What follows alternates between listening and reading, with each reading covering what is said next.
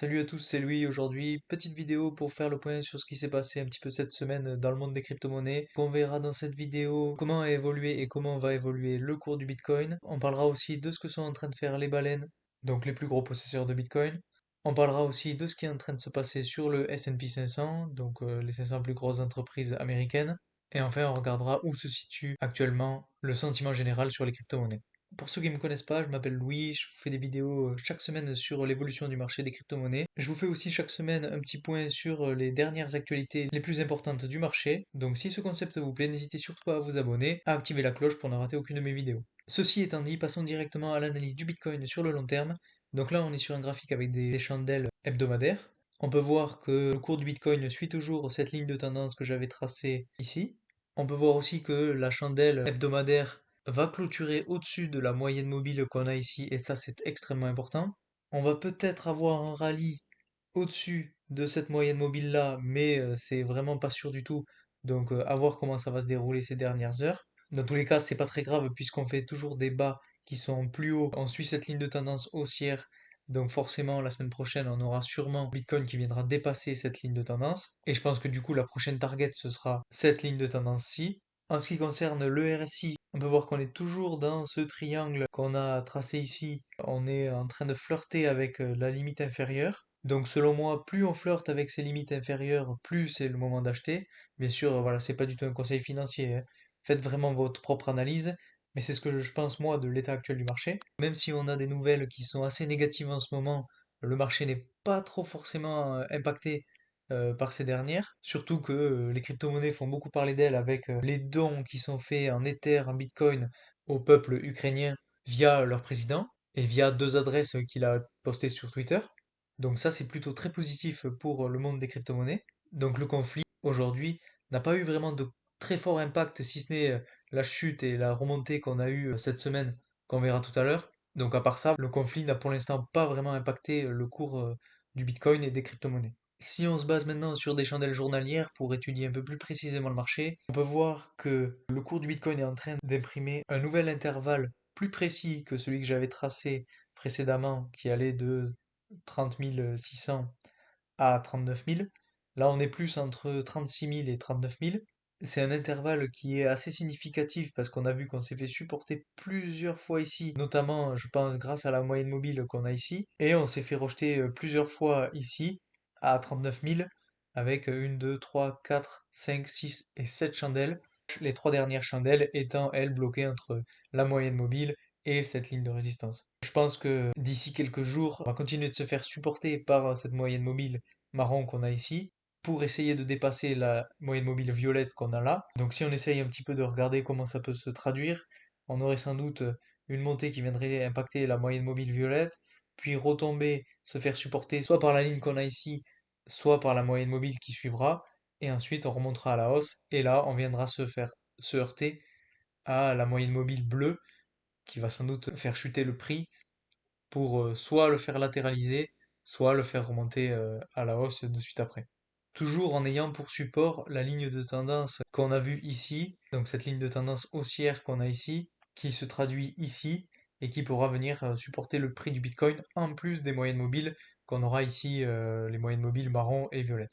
Si ensuite on essaie de regarder un petit peu comment ça se déroule au niveau des chandelles de 4 heures, donc on peut voir voilà, cette grosse chute qui était liée au bombardement de l'Ukraine et cette grosse remontée dans la même journée. On peut voir que sur des chandelles de 4 heures, le prix du Bitcoin se fait supporter très fortement par la moyenne mobile marron qu'on a ici et aussi par la moyenne violette. Donc c'est très très positif. On n'a toujours pas réussi à passer au-dessus des 39 500 dollars, la limite, la ligne de résistance qui est extrêmement forte. Je pense que là on va venir soit redescendre, se faire supporter par la moyenne mobile, puis remonter, se faire rejeter par la moyenne mobile bleue.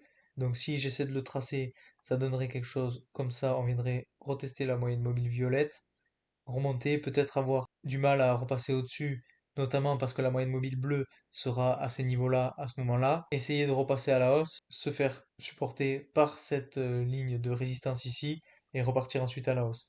Et pareil, toujours dans la même optique que je vous disais tout à l'heure, avec une ligne de tendance haussière qu'on pourra peut-être tracer comme ceci. Je prends pas en compte la chute qu'on a vue ici parce que c'était vraiment un cas isolé. et je me fie vraiment au prix hors la journée du 24 février et donc on peut tracer cette tendance-là.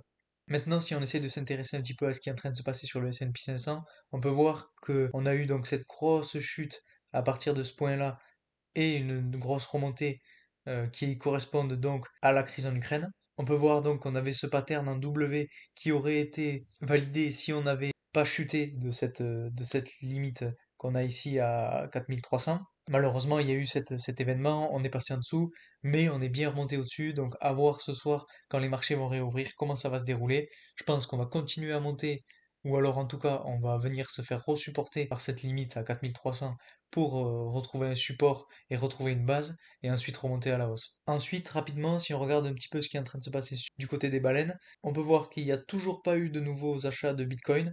Donc voilà, les baleines ne bougent pas pour l'instant. Je pense que c'était important de vous tenir au courant sur ce qui était en train de se passer, même s'il n'y avait pas grand-chose, pour juste vous informer de ce qui se passe de leur côté. Je pense qu'on va sûrement avoir du mouvement dans les prochains jours, mais voilà, toujours pareil, je vous tiendrai au courant de ce côté-là. Enfin, donc, si on s'intéresse au Fear and Greed Index, qui est donc un indicateur pour observer un petit peu l'état d'esprit des gens et le sentiment d'attachement aux crypto-monnaies par la population, on peut voir qu'aujourd'hui, on est dans la moyenne basse, on va dire, on est à 26 sur 100. Voilà, on est dans le Fear. On n'est pas dans la meilleure période, on va dire. En revanche, selon moi, on est dans la bonne période pour racheter. C'est-à-dire que peu de personnes croient en la capacité des crypto-monnaies à aller plus haut. Tout le monde est en train de perdre confiance en cette monnaie. Et donc c'est à ce moment-là, quand les gens n'y croient plus, quand tout le monde pense que ça va aller encore plus bas, que justement le marché repart à la hausse. Donc il faut vraiment aller à contresens de ce que fait la masse, de ce que vous indiquent les médias. Et je suis sûr que dans les prochaines semaines, voire les prochains mois, on aura le Fear and Greed Index qui va remonter et le prix du Bitcoin avec. Donc pour conclure rapidement, selon moi, voilà, le marché n'est pas encore dans un bear market.